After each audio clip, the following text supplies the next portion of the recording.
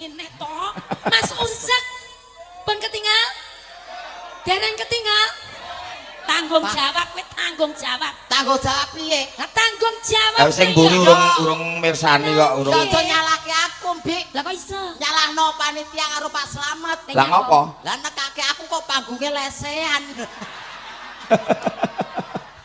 Kudune dipanggung dhuwur kae. Ayo saya sundul to wong gawangane wis sundul kok ya. Oh, nggih, nggih.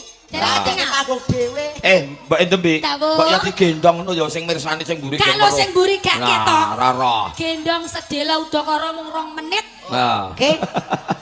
Iya. Ngopo? Ngopo? Edan iki. Ngopo? Lho ngopo? Kudune iki kan maplek bangkean. Heeh. Lah kok keke ngarep Lah terus kaya kanguru kowe. Rusuh wae. Rusuh-rusuh. Seneng batinmu nek Nyampo kok seneng. kudune iki langsung kene. Lah Nah. iso. Kena ngapa kene? Lah sing ngangkat kono lah aku manut kok. Kudune iki sikil langsung mesle rene. Mesle kaya gone bojomu mesle. Ngawur.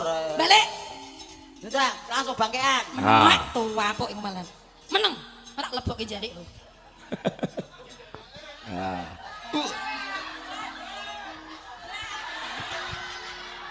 Sampun ketinggal. Ngene wis. Sampun. Pun.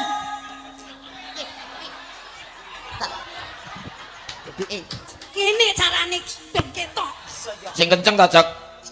Sing kenceng kok jeblok mlan. Kenceng pripun awak tangan kula jumpet tok. Lho lho lho. Bosok. Piye? Wis, Derok. Medhok. Model.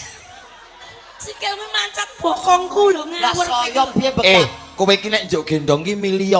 Milih pripun? Milih ngarep, penak. Lah, Lah, ngono akeh vitamine. Nek mburi rek mung entuk geger to. sikil. Lah. Lah, Lah nek mburi rek entuk geger. ngarep kok ora iso gocekan. So carane no kok.